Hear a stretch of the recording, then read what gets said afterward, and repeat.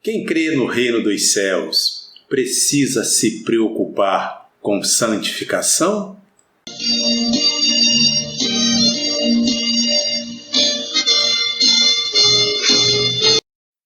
Olá, amadas. Eu sou o pastor Israel Silva, sou pastor, sou teólogo, sou economista e, acima de tudo, sou servo do Deus Altíssimo.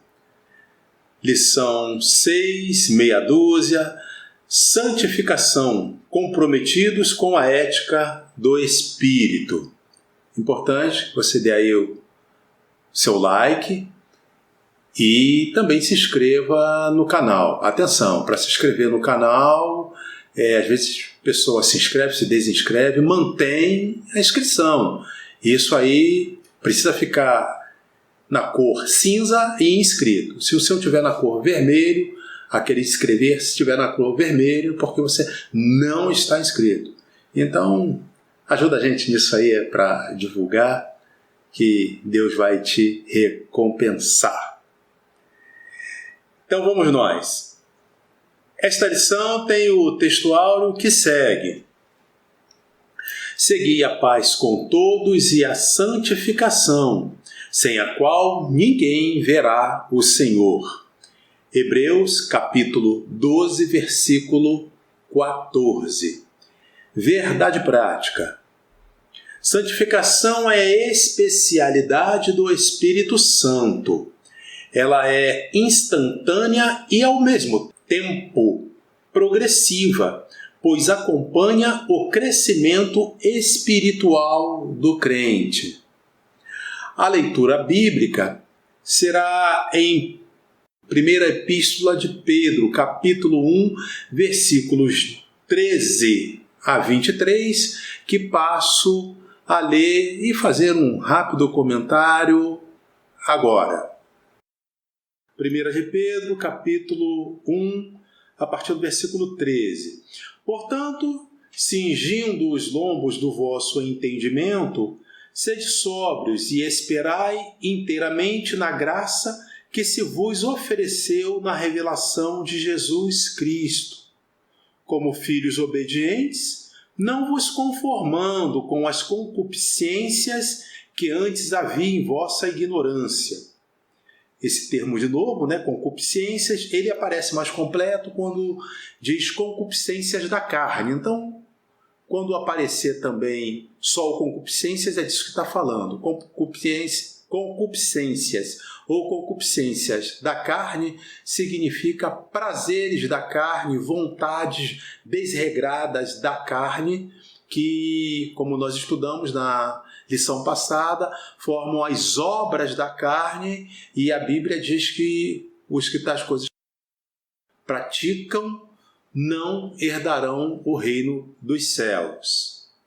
Mas como é santo aquele que vos chamou, sede vós também santos em toda a vossa maneira de viver.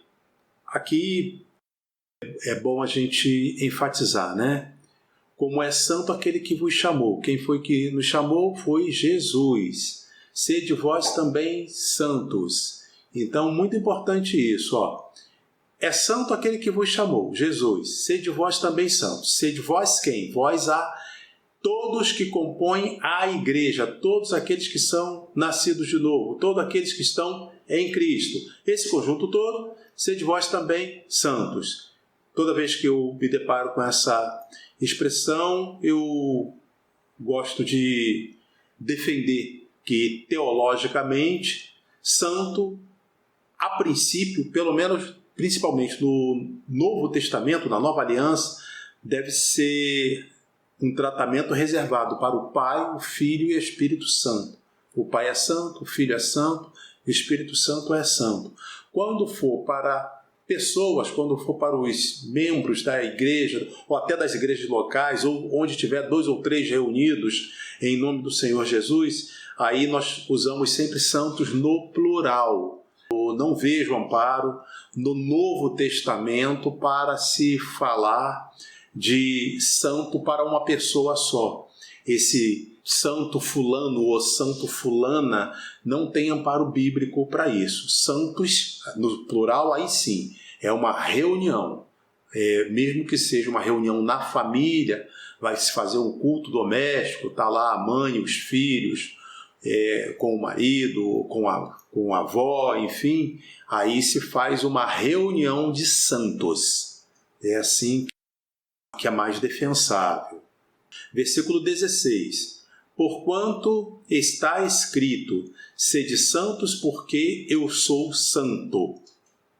Esse eu sou santo é o próprio Senhor falando, é o Senhor Deus falando, porque eu, o Senhor Deus, sou santo. 17. E se invocais por Pai aquele que, sem acepção de pessoas, julga segundo a obra de cada um, andai em temor durante o tempo da vossa peregrinação. Invocais por Pai aquele que, sem acepção de pessoas, aí é uma característica do Pai do nosso Senhor Jesus Cristo, sem acepção de pessoas. O que é isso? Deus não faz acepção de pessoas, significa dizer que Deus está propenso a amar todos aqueles que se acheguem a Ele, está propenso a receber todos aqueles que se cheguem a Ele, seja branco ou negro, seja homem ou mulher, seja rico ou pobre, seja de qualquer etnia. Isso significa dizer que Deus não faz acepção de pessoas. Durante o tempo da vossa peregrinação, quer dizer, durante o tempo em que estivermos neste mundo. A peregrinação de cada uma pessoa que está em Cristo vai terminar quando essa pessoa partir para a glória, falecer, ou quando o Senhor Jesus arrebatar a sua igreja. Versículo 18. Sabendo que não foi com coisas corruptíveis, como prata ou ouro, que fostes resgatados da vossa vã maneira de viver, que, por tradição, recebestes dos vossos pais. Bom, aqui de novo, né? Não foi com coisas corruptíveis, coisa que existe um dia e pode não existir do outro. Por exemplo, riquezas humanas, mesmo que seja em dinheiro, em ouro, em pedras preciosas, porque pode vir um ladrão e roubar, pode a pessoa perder e coisas desse tipo. E o apóstolo Pedro ainda cita, como prata ou ouro, que foste resgatados de vossa vã maneira de viver. Ou seja, a vã maneira de viver era aquele que vivia sem Cristo, que vivia em pecado. Que por tradição recebeste de vossos pais.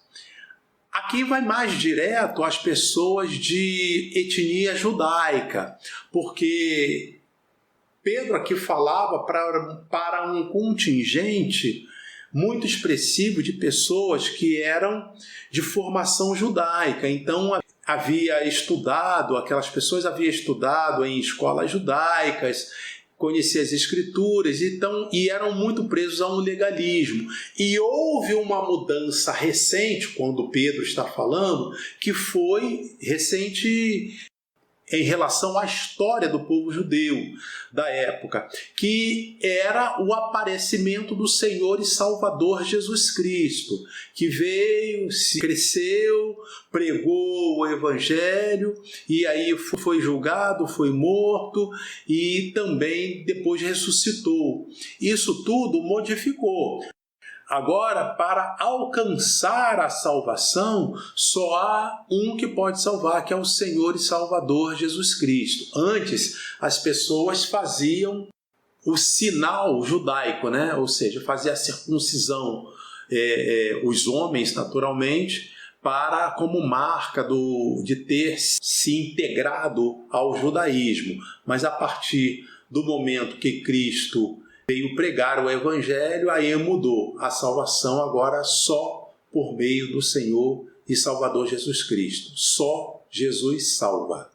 Mas com o precioso sangue de Cristo, como de um cordeiro imaculado e incontaminado. Ou seja, não foi com coisas corruptíveis que foste resgatados da vossa vã maneira de viver.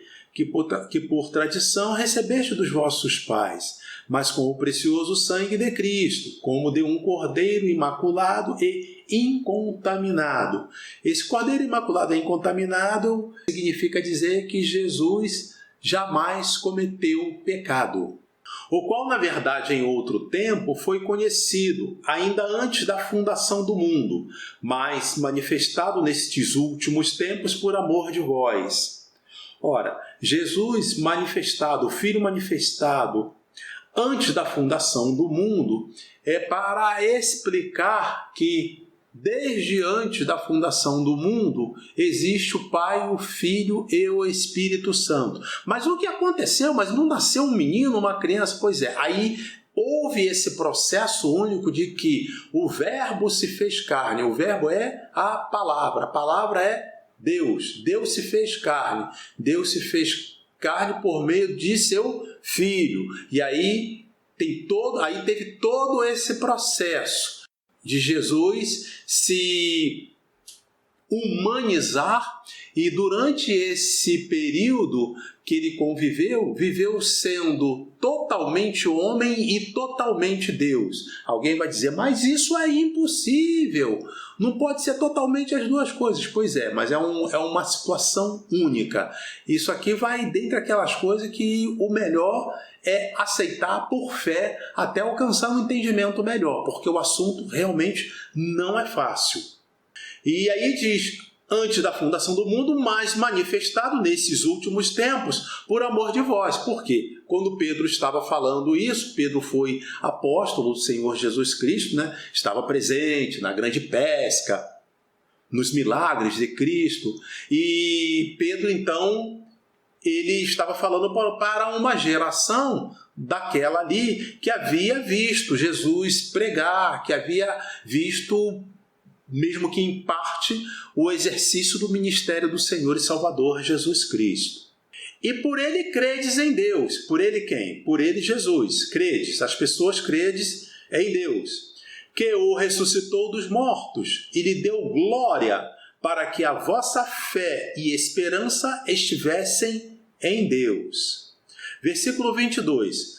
Purificando a vossa alma na obediência à verdade, para a caridade fraternal. Caridade fraternal, na versão revista e atualizada, é traduzido por amor fraternal. Eu admito que é a melhor tradução. O mesmo termo em grego aqui, o ágape, pode ser traduzido por caridade ou por amor.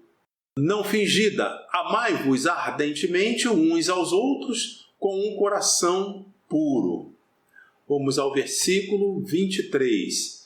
Sendo de novo gerados. De novo gerados é o que a gente chama de regenerados. Regenerados é gerado outra vez. Não de semente corruptível, ou seja, de novo gerado, não de semente corruptível, não da semente que se forma no útero da mulher por meio da fecundação do homem na mulher. É isso que está sendo falado. Essa semente humana é a semente corruptível, mas sendo gerados espiritualmente, aí é o sentido do novo nascimento, de que a gente já falou também.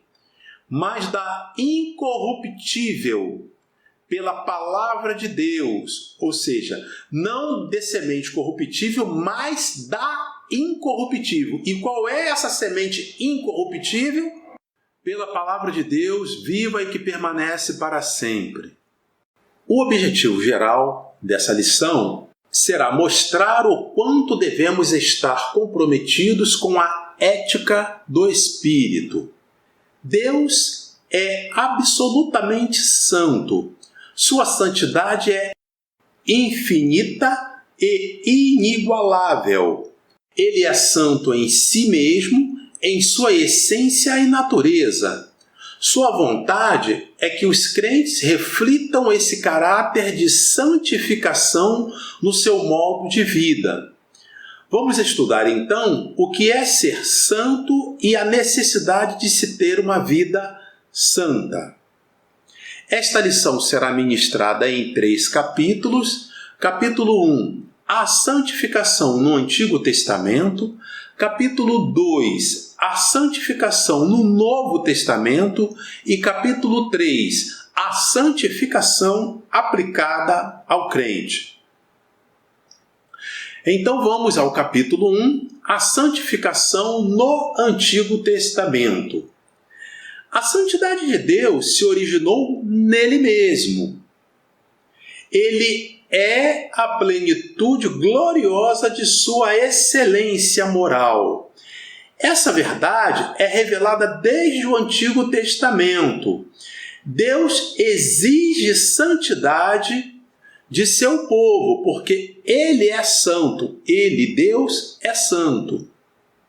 Os antigos hebreus levavam a santidade a sério.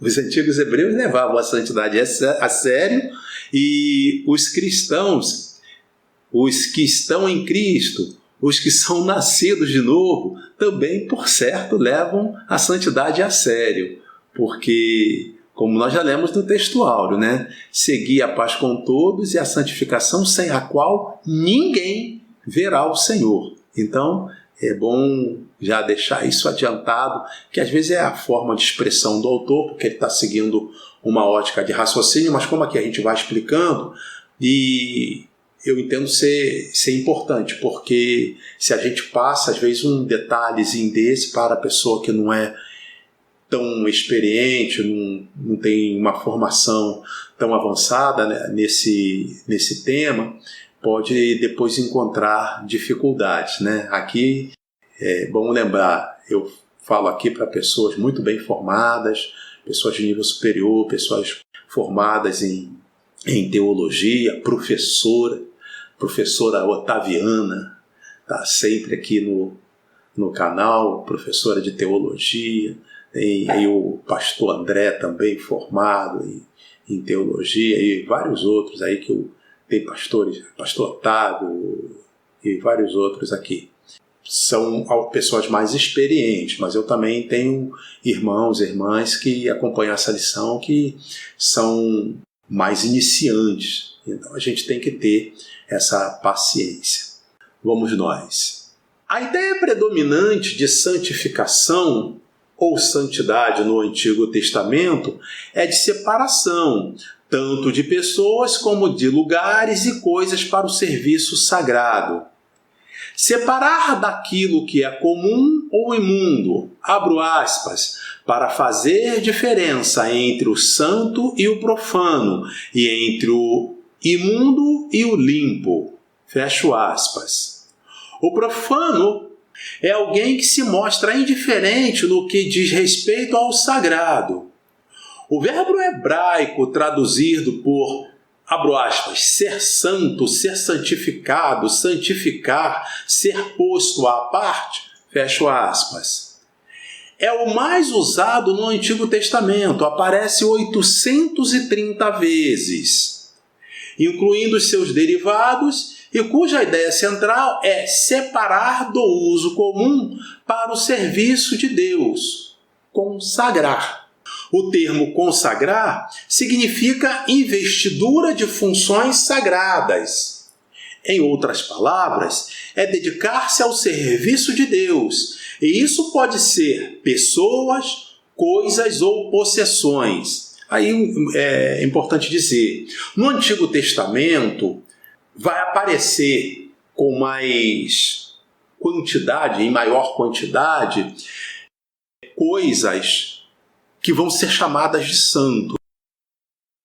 Lá no capítulo 3 do livro de Êxodo, o Senhor falou para Moisés: tira o sapato, tira as sandálias, tira o calçado de teus pés, porque o lugar em que estás é terra santa. Aí alguém vai dizer: mas pastor, o senhor não falou que santo é só para as pessoas no plural e para Pai, Filho e Espírito Santo? Pois é, mas no Antigo Testamento, Deus está iniciando o processo de revelação à raça humana. E aí Deus usou determinados objetos e determinadas situações para demonstrar, para fazer espelho de sua santidade, da santidade de Deus. Depois, ainda nos dias de Moisés, mas agora já tendo saído do Egito, Deus vai mandar que Moisés construa uma arca. Essa arca tem ali uma medida de cerca de 1 metro, entre 1 metro e 1,5 metro. Seria mais ou menos o que hoje a gente chama de um baú. E em cima ela tinha 2 querubins, um voltado para o outro.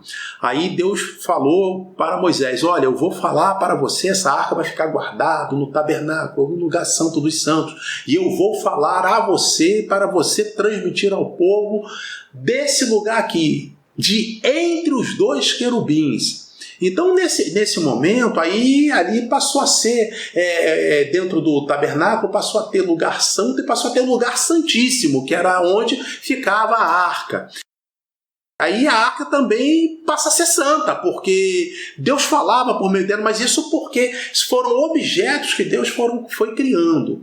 Mas já, mesmo no Antigo Testamento, já a partir da criação do templo, aí a gente tem ali o primeiro templo que foi construído nos dias de Salomão, ideia de Davi, um projeto de Davi, o primeiro rei, assim com promessa, vamos dizer, de Israel. E Salomão construiu o templo. E a partir dali, Deus já deixa um sinalizador muito forte para essa questão. Deus diz que eu, o Senhor, não habito em casa feita por mãos de homens. Ué, mas e agora? E o templo, como foi feito? Pois é, o templo ainda tinha um simbolismo muito forte. Ainda era uma sinalização muito forte. Tinha um lugar santo. Ali ainda se guardava a arca, que foi dos dias de Moisés, mas mesmo assim Deus já começa a demonstrar, a ensinar para o povo que o que vai ser mais importante que os objetos vai ser a vida de cada um, e isso vai estar em toda a sua plenitude no Novo Testamento. Talvez eu tenha adiantado um pouco, mas acho que facilita no entendimento. Consagração e santificação são termos distintos, mas podem significar a mesma coisa, dependendo do contexto. Abro aspas. Que façam vestes a Arão para santificá-lo. Fecha aspas. Ou, abre aspas. Que façam vestes para Arão para consagrá-lo. Fecha aspas. O verbo hebraico para consagrar é o mesmo para santificar, ou ser santo. Trata-se de uma exigência justa e necessária para os sacerdotes levitas e para o tabernáculo com todos os seus utensílios, pois se baseiam na santidade de um Deus santo. Abre aspas. Santo, santo, santo é o Senhor dos exércitos. Fecha aspas. Aqui, quando fala sobre tabernáculo, né? Nós temos uma lição, algumas lições sobre tabernáculo nesse canal ainda estão lá. São as primeiras, na verdade, que a gente começou a delas fazer vídeo. Mas o tabernáculo é o quê? Foi vamos chamar assim, de uma tenda para facilitar o entendimento, que foi construída no deserto, enquanto o povo caminhava, saía do Egito para a Terra Prometida. E aí houve lá o episódio, né, de que as pessoas desagradaram a Deus, o povo de Israel desagradou a Deus, e aquela travessia que poderia ser feita ali no máximo 2 anos, acabou rendendo 40 anos. Então, durante 40 anos de peregrinação no deserto, houve esse tabernáculo. Então o tabernáculo era aquela tenda que eles montavam, e aí tinha a parte que só entrava o povo de Israel, depois tem a outra parte que só entrava os sacerdotes, depois a parte onde só entrava o sumo sacerdote uma vez por ano, e de onde também Deus falava com Moisés. Então, por razoável, o mais provável é que Moisés também entrava quando ia receber a palavra de Deus no lugar santíssimo, isso tudo dentro desse tabernáculo. Seria assim uma tenda relativamente grande em relação às tendas que a gente vê hoje, mas foi o que foi feito para o povo montar, ficar esperando ali a ordem de Deus, que se manifestava por meio de uma coluna de fogo ou de fumaça. A coluna de fogo para a noite e a fumaça para o dia. Então, a qualquer momento, Deus mandava aquela coluna para a frente do povo e eles sabiam que estava na hora de desarmar tudo e recomeçar, conforme o caso, a caminhada. Aí quando ela parava, eles paravam, montavam o acampamento de novo até o próximo momento. Então o tabernáculo, em linhas gerais, é isso, mas se você não souber, dá uma olhadinha lá no canal, que tem lá nas primeiras lições. Também, se tiver dificuldade, pode escrever para mim aí no comentário, enfim, ou qualquer outra comunicação, que aí a gente está aqui para facilitar. Tudo isso é para a glória de Deus.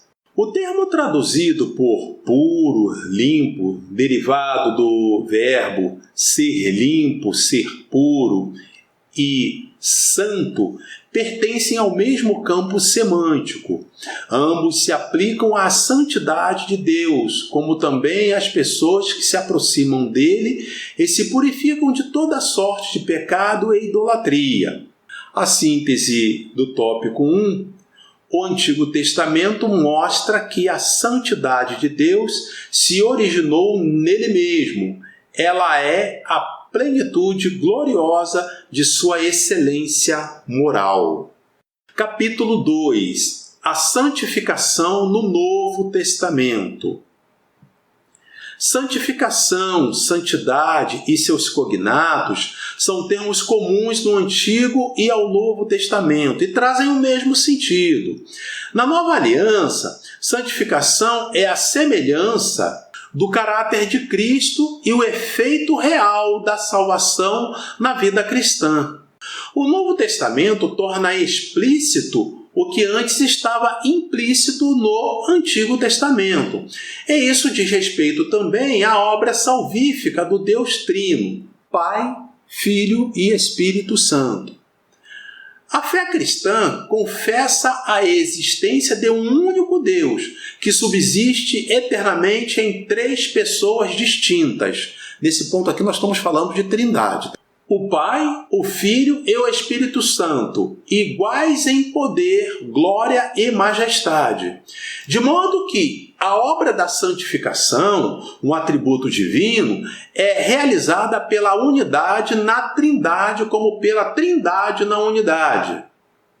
São as três pessoas atuando na obra da redenção, ou seja, são três: Pai, Filho e Espírito Santo. Mas, ao mesmo tempo, trata-se de apenas um Deus, subsistindo nessas três pessoas. Sugiro receber isso por fé, se você não tem ainda tanta convivência, tanta familiaridade com a Bíblia, porque é um tema difícil, não é tão simples. Me parece, tem sim, tem uma lição também sobre Trindade aí no nosso canal. Qualquer coisa, você vai ali nos comentários, coloca ali que a gente passa para você.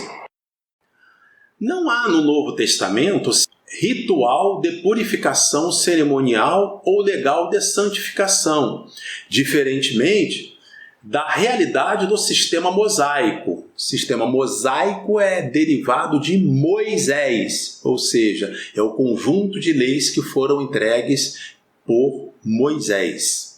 A santificação pode ocorrer de maneira instantânea, isso quando o pecador recebe a salvação em Jesus pela fé. Ela é chamada teologicamente de santificação posicional, referente à mudança da posição de pecador para santificado. Isso é obra do Espírito Santo que passa a habitar no interior do crente. A nova vida em Cristo é o novo nascimento. Ao nascer, a criança continua o seu crescimento físico e mental, e isso se aplica também à vida espiritual. Apesar de a santificação ser instantânea, ela é, ao mesmo tempo, progressiva. A salvação em Cristo é acompanhada da santificação, e seu agente ativo é o Espírito Santo. A vida cristã é uma carreira. Assim, é a santificação progressiva que nos torna mais semelhantes a Cristo. Não se trata de um tema secundário, pois sem ela ninguém verá o Senhor. Foi o que nós lemos no texto áureo no início da lição. A síntese do tópico 2. No Novo Testamento, a santidade é a semelhança do caráter de Cristo. Capítulo 3. A santificação aplicada ao crente. O Espírito Santo é a fonte de santidade e o Senhor o seu padrão.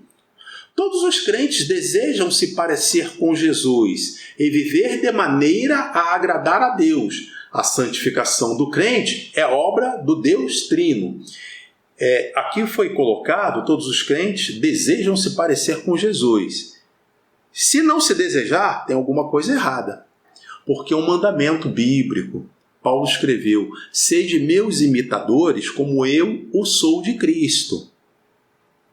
Então, um dos sinais, um dos sintomas, uma das evidências daquele que está no Espírito, daquele que nasceu de novo, do cristão, é exatamente ele desejar se parecer com Cristo. Por isso que o autor escreve dessa forma. É um texto que se aplica para quem está em Cristo. E aí, de novo, vou ter que repetir o que eu falei na aula passada.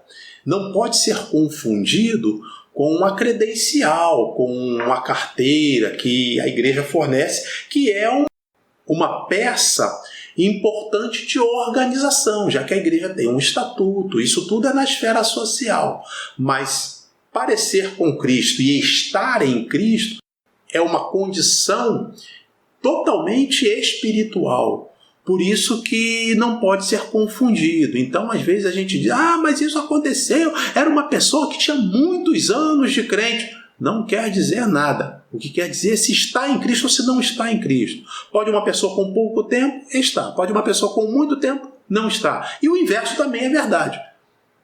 Pode ser que uma pessoa com pouco tempo não está na igreja, mas não está em Cristo. Aí, com um certo tempo, ela acaba corrigindo ali as falhas. Por que está? Por que não está? Não está em Cristo se estiver cometendo aqueles pecados das obras da carne que são da lição anterior. Nós estamos na lição 6 e a lição 5, que nós ministramos na semana passada. A santificação do crente é obra do Deus Trino. As epístolas do Novo Testamento visam fortalecer as igrejas e exortá-las a uma vida santa diante de Deus e da sociedade. Eu não vou dizer todas as epístolas aqui, porque eu também poderia esquecer de algumas, mas pelo menos quem escreve, né? Então temos epístolas de Paulo, chamado também o quê? Epístolas paulinas. Temos a primeira e a segunda epístola de Pedro, chamada, até nessa lição, vai ter um texto chamado de epístola petrina, epístolas petrinas. Temos epístolas, primeira, segunda e terceira epístola de João. E em algum momento, pode ser que, não nessa lição, mas pode ser que você encontre alguém falando de epístola joanina, pode acontecer. Aí, além disso, tem a epístola de Tiago e tem também a epístola aos Hebreus. Essa epístola ela não tem um autor humanamente conhecido na Bíblia. Então, o que tem são suposições, que pode ser uma das epístolas também escritas pelo apóstolo Paulo. Aí outra corrente diz que pode ser de Lucas, que pode ser de Barnabé e assim por diante. Então, sempre que falar em epístola aos Hebreus, tem que deixar claro que a autoria não pode ser confirmada humanamente, pelo menos enquanto não chegarmos no céu. No céu, todas essas coisas, todas essas curiosidades serão resolvidas. As epístolas do Novo Testamento visam fortalecer as igrejas e exortá-las a uma vida santa diante de Deus e da sociedade. O texto de 1 de Pedro, capítulo 1, versículo de 13 a 16, não é diferente. É o início daquela nossa leitura que fizemos quando iniciamos esse vídeo. O status de Israel como propriedade peculiar de Deus, abro aspas, reino de sacerdotes e nação santa, fecho aspas, é revigorado na igreja. O ensino petrino, que é referente a Pedro, mostra que o estilo de vida dos crentes revela o caráter de Cristo. Aqueles irmãos que vieram do paganismo são agora norteados pelo Espírito Santo, que vive neles, e por isso renunciaram às práticas dos gentios. Gentios refere-se a pessoas não judias, é um termo que estava mais usual no meio evangélico naquele primeiro século, né? Já que as primeiras conversões tinham em sua maioria pessoas judias. Então, como os judeus já aprendiam muito das Escrituras e agora estava acontecendo, a gente podia chamar de esse upgrade, né? Porque estava acontecendo esse aperfeiçoamento no entendimento das Escrituras, porque agora chegava um novo tempo, uma nova aliança que precisava ser feita com Cristo. Então, era muito importante enfatizar que, assim como no passado havia judeus e gentios, gentios era todo aquele que não era de descendência judia, de etnia judaica. Então, se não era gentio. E nesse contexto havia também os prosélitos, né, que eram aqueles que se convertiam ao judaísmo. Aí quando Jesus edifica a sua igreja, agora aquele tratamento que Deus dava àquele povo de Israel como sendo povo santo, povo escolhido, propriedade de Deus, isso tudo agora passa para a igreja do Senhor e Salvador Jesus Cristo. E o que aconteceu com o povo de Israel? Olha, o povo de Israel precisa quem nasce em Israel, o israelita, precisa se tornar parte da igreja, precisa aceitar Jesus. Mas se não aceitar, é uma história bem mais complexa, a parte do povo de Israel.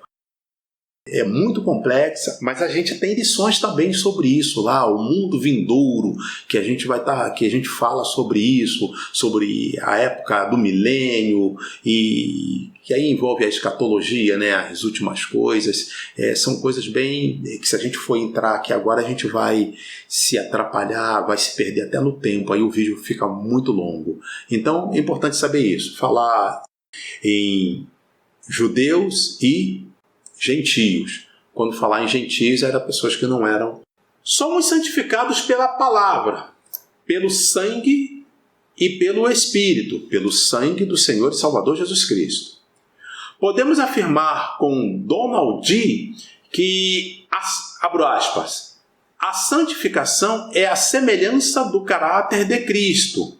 É o efeito real da salvação, por meio do qual a própria vida de Cristo permanece para sempre na vida e no caráter do crente. Fecha aspas. Isso está muito longe de violência doméstica, mentiras, intrigas e mexericos. Uma vida de santidade cheia do Espírito mantém distância dessas coisas. Abre aspas. Se alguém não tem o Espírito de Cristo, esse tal não é dele. Fecha aspas. Deus é santo e por isso exige santidade de seu povo. Abre aspas. Mas como é santo aquele que vos chamou, sede vós também santos em toda a vossa maneira de viver, porquanto está escrito, sede santos porque eu sou santo. Esse eu sou santo eu, o Senhor, sou santo. Foi o texto também que nós lemos, que está lá nos versículos 15 e 16. Lemos naquela leitura recomendada. Quanto à ética, a ética é o estudo da conduta. O termo vem da palavra grega traduzida por hábito, costume, que aparece somente uma vez no Novo Testamento, no plural, em um provérbio popular usado pelo apóstolo Paulo. Abre aspas. As más conversações corrompem os bons costumes. Fecha aspas. A ética cristã é um estudo sistemático sobre os princípios e as práticas do que é certo e errado à luz das Escrituras Sagradas. Trata-se da parte da teologia que estuda o padrão de conduta conforme a vontade de Deus. O fruto do Espírito tem implicações éticas e tal prática precisa ser treinada e se tornar hábito. Isso agrada a Deus e às pessoas, e por meio de nossa conduta, até os incrédulos glorificam a Deus. A síntese desse tópico 3, o Espírito Santo é a fonte de santidade segundo o padrão de Jesus Cristo.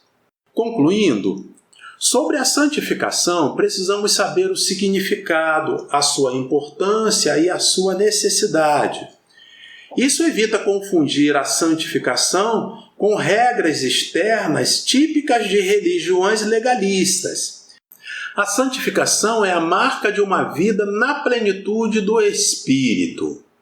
Houve uma lição que falamos falamos bastante sobre santificação, e ela inicialmente foi enviada já faz uns 3 anos. E na época nós dissemos, que nossa santificação deve ser visível na igreja local. Nós estamos reunidos entre irmãos. O próprio Jesus falou, se tiver 2 ou 3 reunidos em meu nome, aí estou no meio de vós. Então ali deve se espelhar a santificação. Aí a gente lembra que santificação apenas quando estamos reunidos na igreja local não é suficiente. A nossa santificação deve ser visível também na família. A Bíblia diz: ensina a criança no caminho que deve andar, pois mesmo quando for velho não se desviará dele, não se desviará do caminho. Ora, se a mãe, o pai, ou os dois juntos, ou o responsável, se não for cristão de verdade, não tiver um processo de santificação, como vai ser esse ensinamento? Nas ciências sociais e nas técnicas profissionais, é muito comum a pessoa utilizar-se daquele jargão: faço o que eu mando, mas não faço o que eu faço. Mas esse tipo de coisa no cristianismo não vale. Então, o peso de um ensinamento que é dado a uma criança, quando é dado por um adulto que vive aquilo que está falando, ele fala muito alto. E aquela criança, naquele comportamento de criança, depois adolescente, às vezes até mesmo jovem ainda, enquanto não amadurece, enfim, ele pode resistir um pouco, mas quando ele amadurece, ele passa a incorporar, vamos dizer assim, com muito mais clareza, todo aquele ensinamento que ele recebeu da pessoa que era um cristão de verdade. E, por fim, a nossa santificação deve ser visível na sociedade. Então, sobre santificação na sociedade, é importante a gente ver, por exemplo, que a Bíblia fala que lá na instituição dos diáconos, capítulo 6 do livro de Atos, os apóstolos, naquele momento ali, tudo indica que Pedro tinha uma certa liderança, mas os apóstolos disseram: escolhamos homens para este negócio, que era o negócio de fazer o serviço mais burocrático da igreja, que estava se formando, estava crescendo, e era uma coisa nova para eles. Então tinha que dividir, pois muitas pessoas destinavam suas heranças, seus bens para a igreja pegava aquilo, e aí as pessoas da igreja, tinha que pegar aqueles bens e repartir para que ninguém passasse fome. Um dos que fez isso foi justamente o Barnabé. O Barnabé foi um dos que fez isso, doou seus bens para a igreja. E aí, qual foi a palavra que saiu? Escolhemos homens de fé, de boa reputação e cheios do Espírito Santo. Bom, cheios do Espírito Santo era porque tinham fé e era porque também deviam ser fervorosos. Possivelmente batizados com o Espírito Santo, ou quase certamente, falavam em línguas. Deus possivelmente havia operado em milagres, em pelo menos um deles a gente tem certeza, porque a Bíblia fala, né, de Felipe, mas possivelmente tivesse operado nos outros também, outro muito fervoroso é o Estevão, enfim. Mas fala outra prerrogativa, de boa reputação. Boa reputação aí é o comportamento dele na sociedade. Boa reputação significa que eram homens de palavra, homens que a sociedade respeitava, de bom caráter. Eu lembro que no mês passado, mês de janeiro, ainda nas férias, numa viagem de família, aí estava eu, a esposa, a filha, genro, neto. E aí, em algum momento, eu peguei a netinha caçula no colo, está aí com 5 para 6 meses. E aí ela estava meio inconformada de ficar o tempo todo sentada, aí eu levantei para andar um pouquinho com ela. Quando eu andei, me deparei, fiquei de frente para uma família que estava sentada no refeitório, e a família tinha ali a esposa, o marido e 2 crianças, uma de 8 para 9 anos, outra de 3 para 4, por aí assim. E ela começou a brincar com a garotinha que estava no meu colo, e eu me aproximei deles. E antes que eu falasse, não disse nada, que era crente, se era pastor, não disse nada.